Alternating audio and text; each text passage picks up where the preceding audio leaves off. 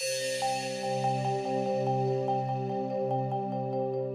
now you have Morgan Geyser and Anissa Weier in separate rooms, interrogated for hours. And to this day, what you see on those interrogation tapes is simply chilling. Sure, I think your dog gets a little bit more comfortable here. I have a daughter that's almost the same age as her, like she could be my daughter, but then she started saying things that were really very eerie, hearing them coming out of a 12-year-old's mouth. To get me arrested, isn't it? Can I ask a quick question? Sure. She didn't realize the enormity of this. If I just wanted to know how far I've walked, because I'm usually not very athletic and just want to know. In that moment, I thought, all right, I am talking to a 12-year-old. So did you guys talk about doing this beforehand? Anissa told me we had to. Why? Because she said that he'd kill our families. Who's he? A man. I didn't know him, but Anissa knew him. She began explaining right away about something from the internet. There's this website called the Creepypasta Wiki. Okay. It's full of like horror stories that are meant to purposely scare you. And there's one of them called Slender Man. We all remember growing up, there was always the folklore, the spooky stories that would be shared among kids of a certain age. And in this case, this is the story of Slender Man. It all started online with 2 paragraphs and 2 photographs. One of them showed a bunch of smiling kids and sort of happily playing on a playground with a Slender Man in the background, and the other one was sort of a more pensive picture. The story that went with it sort of explained that these were photos that were taken right before a bunch of children had gone missing, and that was it. Who's Slender Man? He's this tall, faceless man who preys on children. He could be anywhere from 6 feet to 14 feet tall. He's a tall guy who constantly wears a suit. He doesn't have a face. His skin is white. Anissa actually was the first one who had found Slender Man in the creepypasta wikis, the stories that were out there about Slender Man. At his own will, he can exploit these tendrils from his back and strangle his victims. From what the creepypasta wiki said, he targets children most. Who tells you about him? He's everywhere. How do you know that? Because I've read so many things about him. It's sort of going down the rabbit hole of the internet. The idea became very crowdsourced, and everybody loved it, and they all started jumping in. So this is a little concept art I drew of Slender Man. People were making new images, new photos. The first Slender video game came out. He's never played it before, so he's gonna play it for the first time. Go, go, go, go, go, go, go, go! यहीं था क्या Slender Man? Oh भाई sorry यार! People would write different kinds of stories. The stories looked real. Articles that looked like real news articles. Today, we're gonna be looking for a Slender Man. Because every little thing looks like him, and I'm starting to see him everywhere, and I'm dreaming about him. Wait. No. I'm actually so scared right now.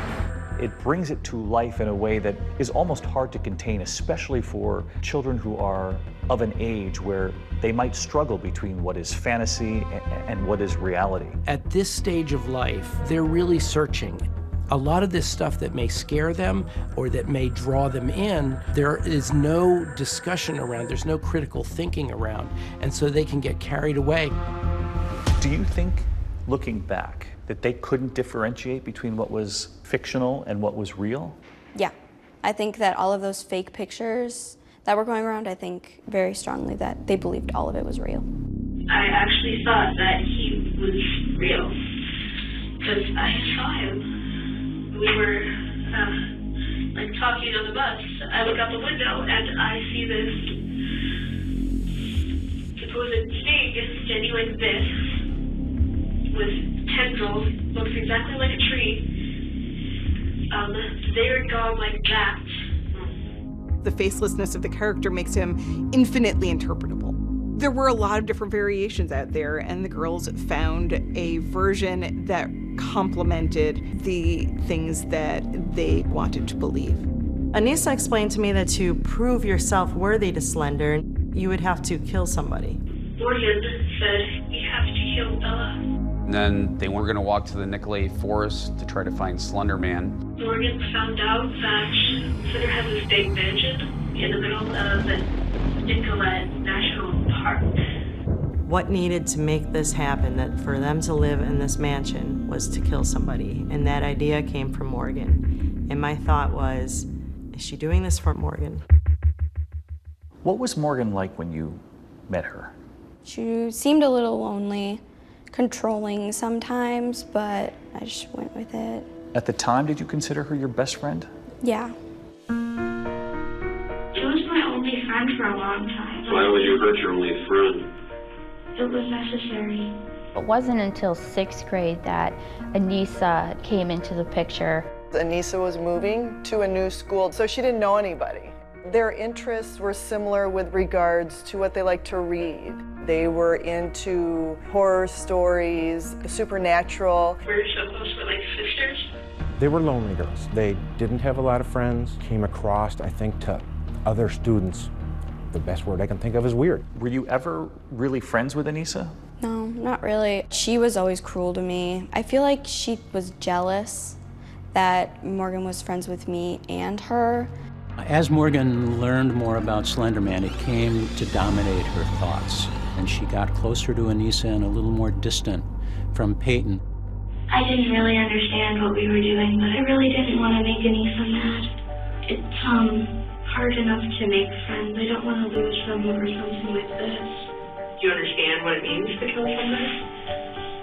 I mean, I've seen stories on the news, but I never fully understood what it meant to kill somebody until now.